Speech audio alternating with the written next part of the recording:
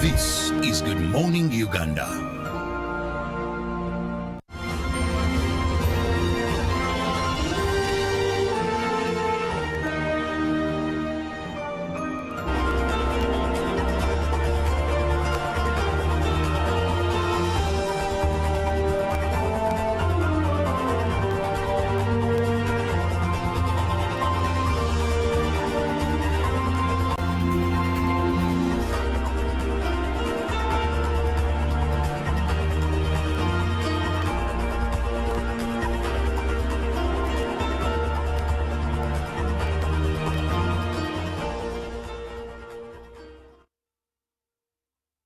Thank you for being with us on UBC TV. Welcome to the newsreel this morning, where we're discussing something very, very important. It is a global talk, and that is issues regarding climate change. Now, today we are looking at youth innovation for climate change innovations. Now, for climate change action.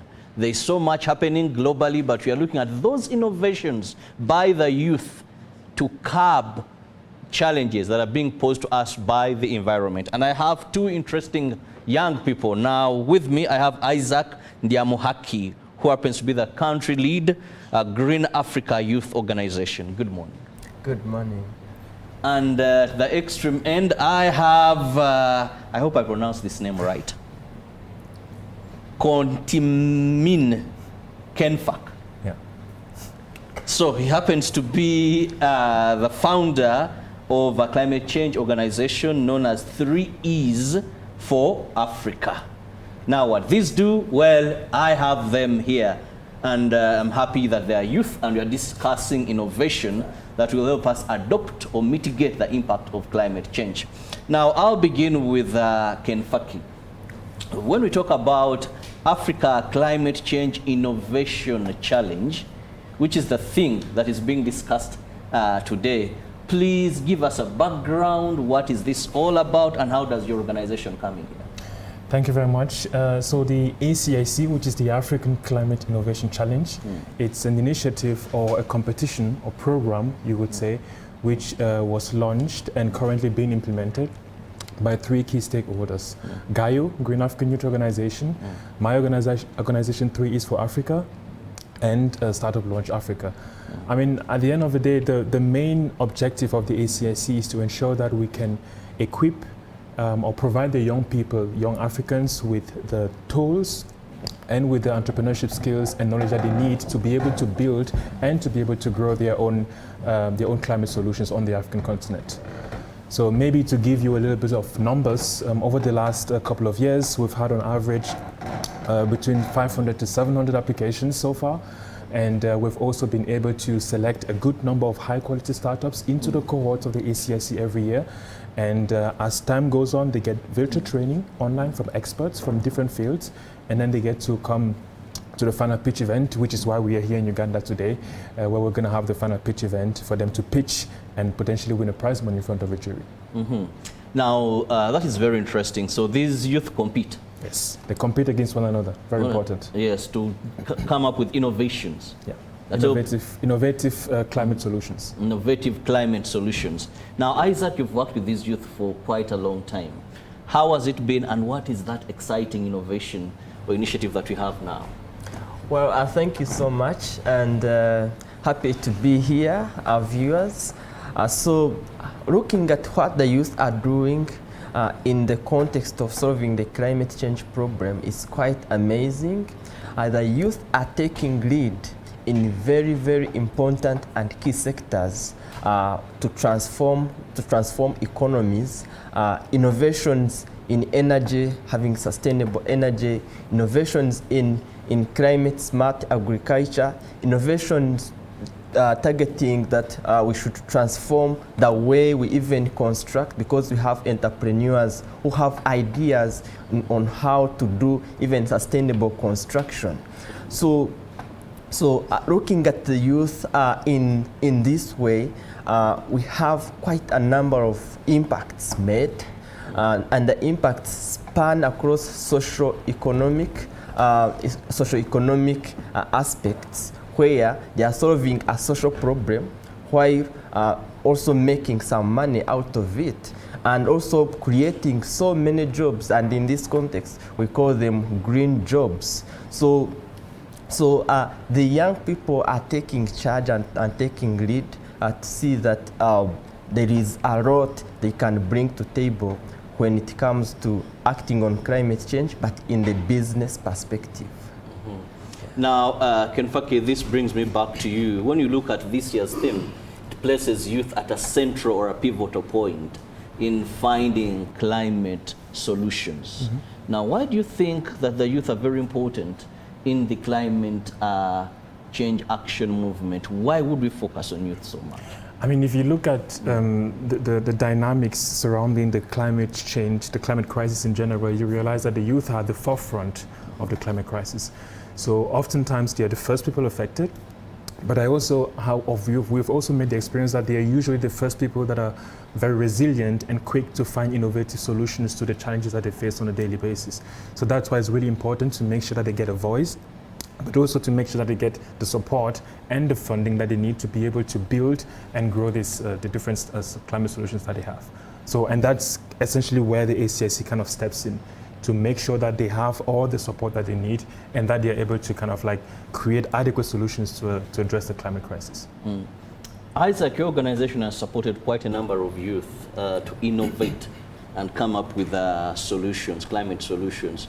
Could you share with us some of the success stories that also that have been raised through this platform of Africa Action for Climate Change Impact? Yes, we have quite a number of them, and locally we have a youth enterprise called Asili Kwanza Uganda. It is transforming renewable energy and post-harvest handling of agricultural products here, and in this they are bringing clean cooking solutions. They are building solar dryers for post-harvest handling of agricultural products. Now, going across to other countries, of course, I'm speaking in the context of the African Climate Innovation Challenge and how it has transformed the way youth are piloting and scaling up their climate innovations. If you go across Ghana, we have entrepreneurs that are working in sustainable construction, entrepreneurs that are, harnessing wind power to generate energy, and this continues across to Nigeria, where we have other entrepreneurs that are also doing work around clean cooking and also carbon market projects, which are quite vital when we come to these discussions. And of course, we call upon any other young person, of course, to take charge and take the lead when it comes to climate change. Of course, we look at climate change as a problem, but to an entrepreneur, it is actually an opportunity to take the lead and also cause the change that they are ought to cause. Yes. Now, that said, I come back to Kenfak here. Now, when we talk about innovation, mostly in climate change, there are a lot of challenges, one of them being funding, because with innovation you need money, you need to invest something. Sometimes it's try and fail, you succeed, you may not. So it's quite, and the youth may not have that money. How has ACIC been of help to these young people? Yeah, I mean, one of the funding, as you mentioned, is really a big problem for young entrepreneurs, especially in the climate space. We've also, however, realized that oftentimes one important problem is also making sure that you have the mentorship, right? Building a startup and knowing how to plan and to grow your startup, it requires you need to have the resource, the knowledge. So we've realized that sometimes having access to this knowledge and resources can even make a bigger impact than the funding itself. So which is why we've built the ACIC in a way that we do have the selected startups have the chance to engage with experts where they get to learn a lot in terms of how to do fundraising, what to pay attention to, on how to see the climate change as an opportunity, so to speak, for the local communities. So we have all these topics that the different startups get to benefit from. But at the end of the day, we of course still do have the funding, which is also very important. Maybe another important point is the visibility as well. Right? At the end of the day, we want to show that African youth has the ideas and has the resources to be able to create climate solutions on its own, right? Of course, with the support of all the stakeholders and other partners. So I think these are the things that the ACIC is doing to incorporate to make sure that the startups have access to all these different resources. Now, Isaac, 2025, what are the areas that ACI is going to be focusing on? Yeah, so 2025, ACIC is really balanced across different sectors of economies. And of course, this was a bit intentional to see that there is a good representation and showcase of what young people can really bring on board. So we have entrepreneurs looking at sustainable fashion. We have entrepreneurs looking at waste management. We have entrepreneurs looking at sustainable energy, and also quite many having ideas and innovations in sustainable agriculture. So you notice climate change is so much centered across those sectors that I just mentioned, and that's how 2025 ACIC is looking at. So this is a kind of balanced approach to showcase and bring to light that these are some of the things that have to be done or have to be focused on. Now I quickly go to Ken Fak here. Now, looking at 2026, for a young person, an innovator, that they have an idea, and how do they get into this? How do they apply? What is the criteria? So, first of all, you need to follow GAIO.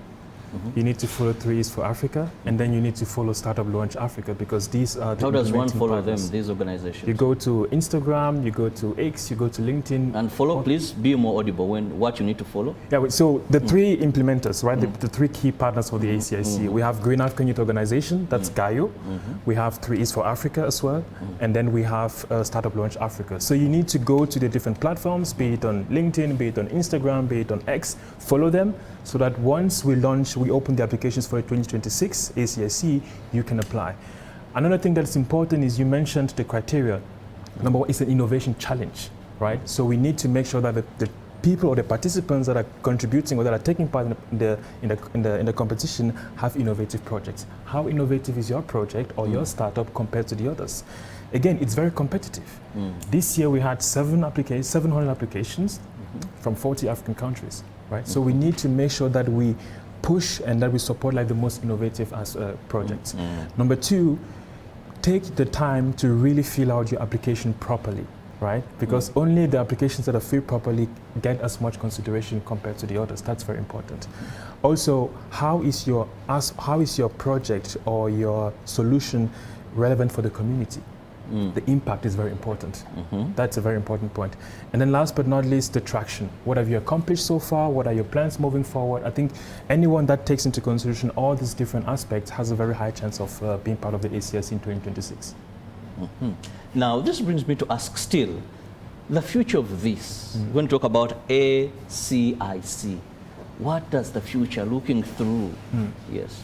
So we really want to have solutions or climate solutions that are diverse and that are very representative of the African continent, right? The continent is very diverse in many different levels. So we want to make sure that all of these different communities that make up the continent are represented. We definitely want to have a larger reach, right? Like I mentioned, we had the 700 applications from 40 African countries. We want to have a much higher reach. We want to be able to reach more African countries. We are very happy that this year we were able to have a good representation from French-speaking African countries, from North African countries. One of the finalists that is here in Uganda for the pitch is from Morocco, for example, right? So we want to make sure that we're able to have more reach within these different communities. Another point is we want to grow bigger. We want to be able to support the entrepreneurs even more. And for that, we have to go back to our funders, we have to go back to our sponsors and supporters and say, all hands on deck, right? Give us even more support so that we can have more impact and support even more climate climate solutions. So that's where we're heading at. Isaac, the pitch. What is this? What is this event? So this event is really a diverse one. It is actually way beyond the innovations. It is way beyond the pitching. We are digging deep, even up to culture, our African heritage and culture. So and also we are looking at diversity. We want extremely great representation by everyone, from government, from private sector, from even the innovation hubs, and even the academia. They're going to be there. The people with disabilities, they're also going to be represented. Okay, it is a way diverse event, and me, I'm really so much excited that it's going to happen. We are happy and proud as Uganda to host such a continental event here in Kampala. We are really looking forward to even have more. So when it is going to be on the 29th of November 2025 here in Kampala at Hotel Africana. It will start exactly at 9 sharp and to end at 2 p.m. It's a half-day event, and it's going to be well organized, having a cultural troupe, you know. Just it's a lot. I can't. I see Kenfak wants to supplement, throw in more light. Yeah, I mean, there's not much more that I can add to what Isaac mentioned. I think we're going to have a very good representation of stakeholders all around the board, right? We're going to have some people that are really judges, our judges, for example, really experts in the climate space. We're going to have young people, youth representatives. So it's going to be a very dynamic event. We're also going to have some panel discussions touching on some of the points that we mentioned today. It's going to be very vibrant and dynamic. So I'm looking forward to it. Now, as we try to bring this to an end, what is your parting shot to a young man out there, a young woman out there regarding climate change, and of course an opportunity like this where you can compete, and if your idea comes out as the best, there's so much that you stand to benefit? I think I would say, I mean, if you are in Uganda, get closer to the organizations that are very active in the climate space in Uganda, for example, GAIU, right? If you have a climate idea, sometimes you need to do some research to make sure that it's a proven idea, right? For that, we can support through East for Africa. We can provide you support for that research phase. And I would say at the end of the day, just keep working on your idea, because when you start working, it gets easier as you go on, and it's easier for you to get support. So that would be my advice, I would say. Well, thank you so much. And Isaac, finally.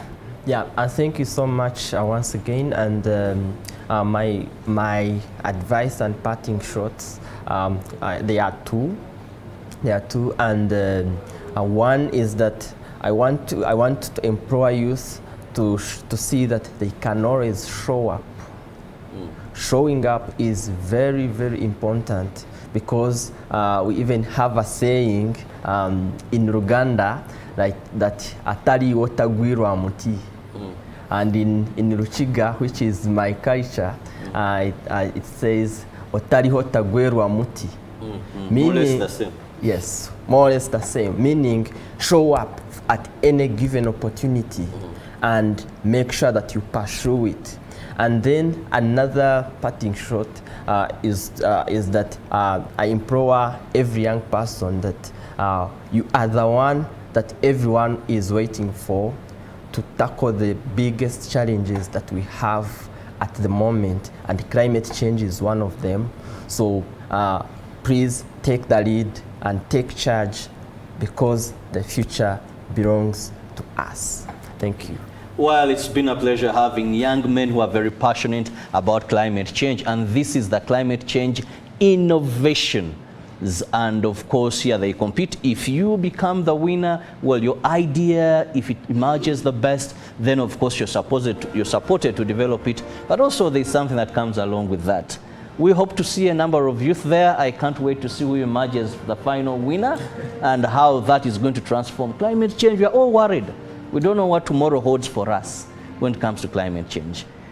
I'll let my guests go, and of course, we have so much coming your way. We have business, we have tourism, express, and of course, the agenda. Keep it with us.